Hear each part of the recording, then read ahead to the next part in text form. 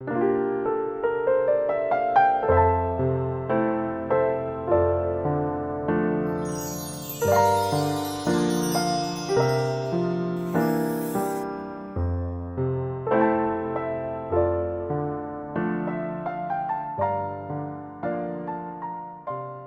3장 1절에서 15절까지 말씀을 교독합니다.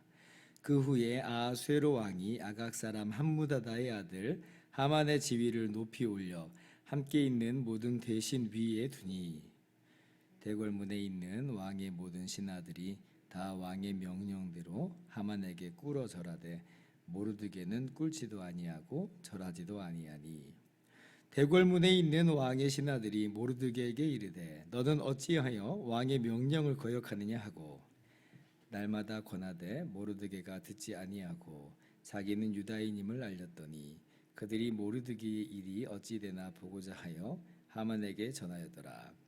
하만이 모르드게가 무릎을 꿇지도 아니하고 절하지도 아니함을 보고 매우 노하더니 그들이 모르드게의 민족을 하만에게 알림으로 하만이 모르드게만 죽이는 것이 부족하다고 생각하고 아하수에로의 온 나라에 있는 유다인 곧 모르드게의 민족을 다 멸하고자 하더라. 아하수에로 왕 제12년 첫째 달 곧 니산월에 무리가 하만 앞에서 날과 달에 대하여 부르 곧 제비를 뽑아 12째 달 곧 아달월을 얻은지라. 하만이 아하수에로 왕에게 아뢰되 한 민족이 왕의 나라 각 지방 백성 중에 흩어져 거하는데 그 법률이 만민의 것과 달라서 왕의 법률을 지키지 아니하오니 용납하는 것이 왕에게 무익하니이다.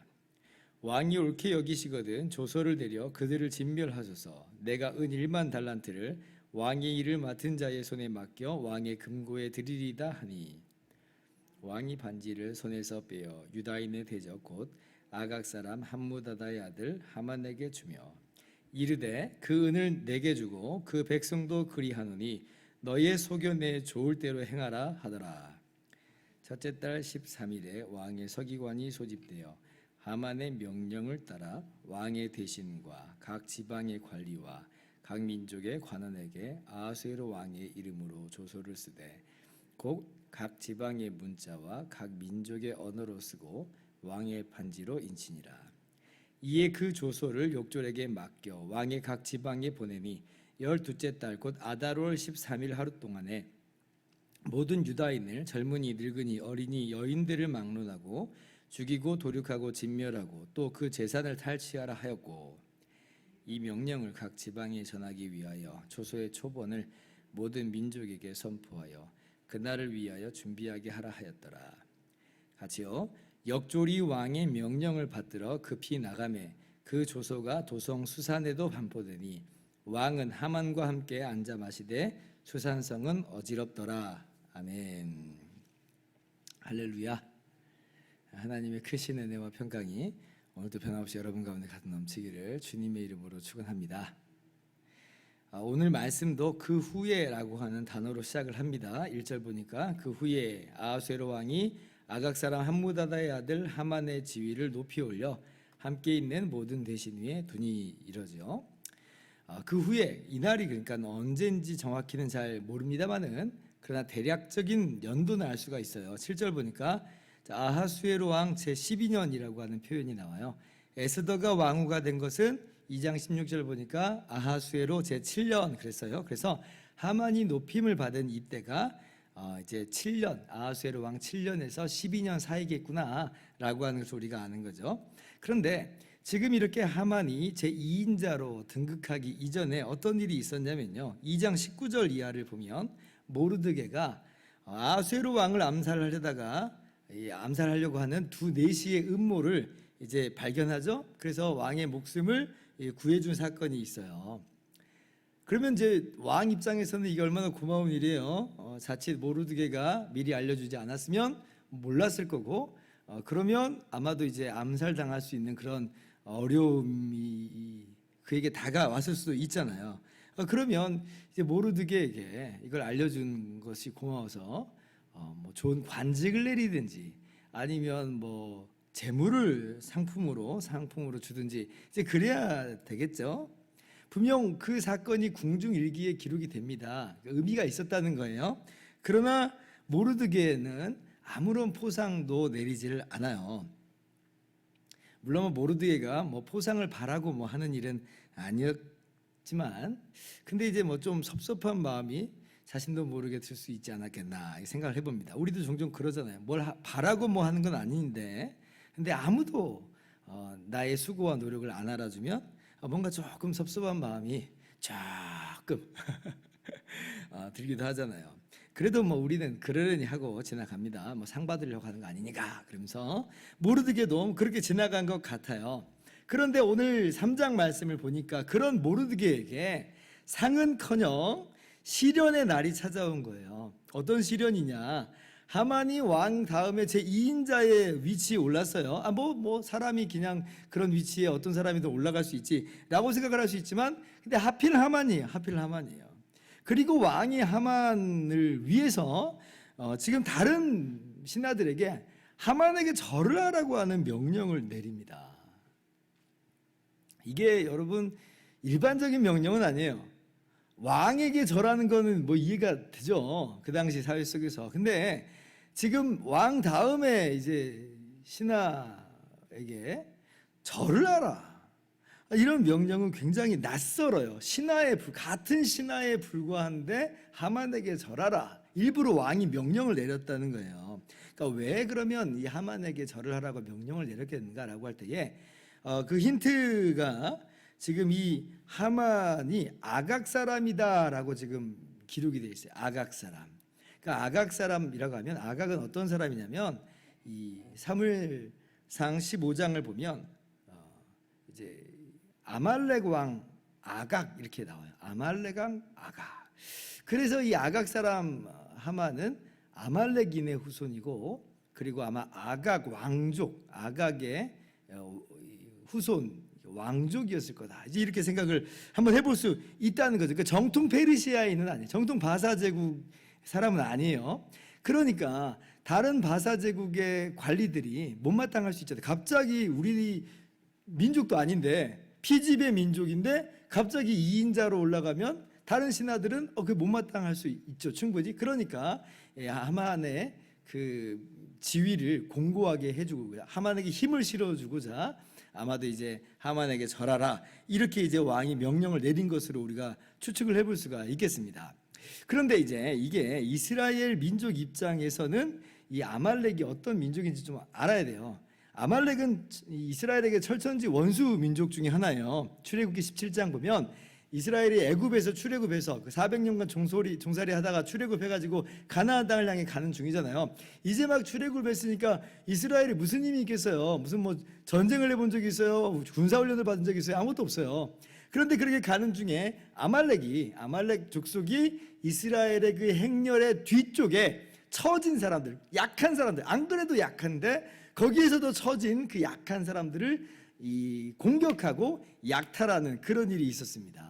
아주 그냥 이스라엘 입장에서는 나쁜 일을 한 거예요. 그래서 이제 그 아말렉과 이제 싸우는 일이 있었죠. 그때 우리가 잘 알다시피 여호와 니시, 그 사건이 바로 그 사건이에요. 그래서 하나님께서 분명히 선포하십니다. 여호와께서 대대로 아말렉과 싸우시리라. 그만큼 이제 아말렉은 하나님 보시기에 죄인들이고 악한 그런 민족이었고, 이스라엘에게는 천지 원수였다. 이러한 민족적 감정이 이제 작동을 하게 된 거예요. 그러니까 모르드게는 절을 하라고 하는 그 명령에 따르지 않습니다. 절을 안 하는 거예요.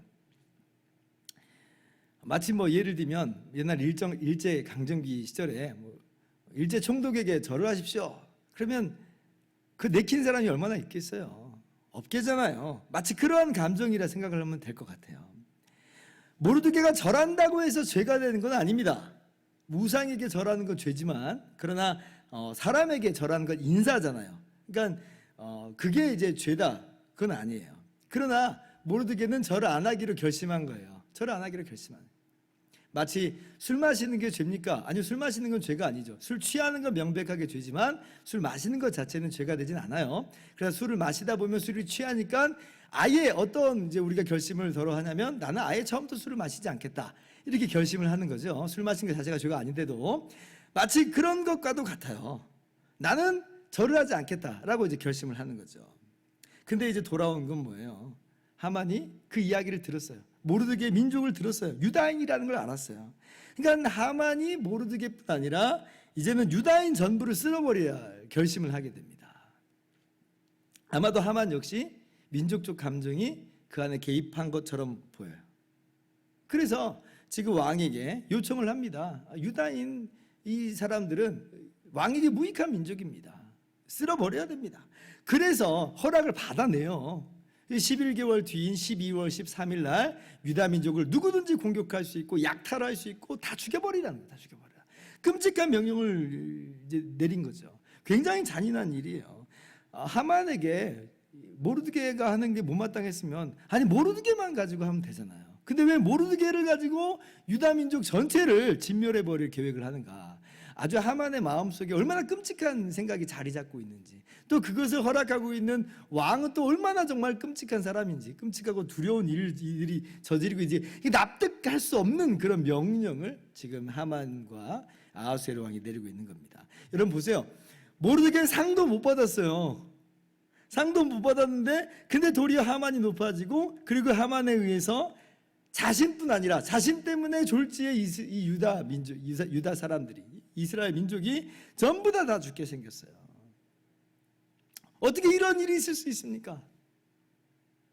아마 모르드게가 하나님을 향해서 정말 그렇게 생각하지 않았을까? 왜 내 인생은 이렇게 꼬이는가? 하나님께서 모든 것을 다스리시는데 어떻게 이런 일을 허락하시는가? 이러한 상황들이 우리의 마음을 그렇게 종종 힘들게 할 때가 있죠. 차라리 하나님께서 섭리하시지 않는다 그러면 이해가 돼요. 아, 그런가 보다. 그런데 하나님이 모든 걸 섭리하신다고 하니까 더 괴로운 거예요. 왜냐하면 하나님이 이 모든 것들을 지금 다 허락하시고 허용하신다는 거 아니에요. 그러나 우리는 이 상황 속에서도 여전히 하나님의 선하신 도우심, 섭리를 믿죠. 우리가 다 이해를 못하는 거예요. 다 이해를 못하는 것뿐이에요. 왜 이렇게 하나님께서 일하시는가?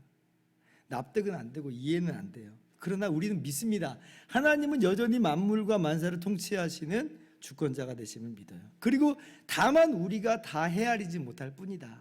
다 헤아리지 못할 뿐이다. 그러므로 오늘 모르드게와 같이 우리의 삶에 당장은 어려움이 있더라도 놀라지 마시고, 이런 일이 모르드게에게도 있었구나, 원망하지 마시고 하나님의 선하신 계획이 있음을 믿으면서 우리가 이 현실을 마주해야 되겠습니다. 회피하려 들지 말고 이 현실 앞에 마주하는 거예요. 그리고 잠잠히 기다리는 거죠. 기도하면서 기다리는 거예요. 주님만 바라보는 거예요. 주님, 우리가 어려움에 빠졌습니다. 도와주세요. 도와주세요. 힘과 용기를 주세요. 어려움을 해결해 주세요. 이러한 기도로, 이러한 마음으로 주님 앞에 우리의 모든 삶을 다 내어놓으면서 주의 도우심을 구하며 또 응답을 누리는 그런 우리의 모든 삶이 되기를 바랍니다. 기도하겠습니다.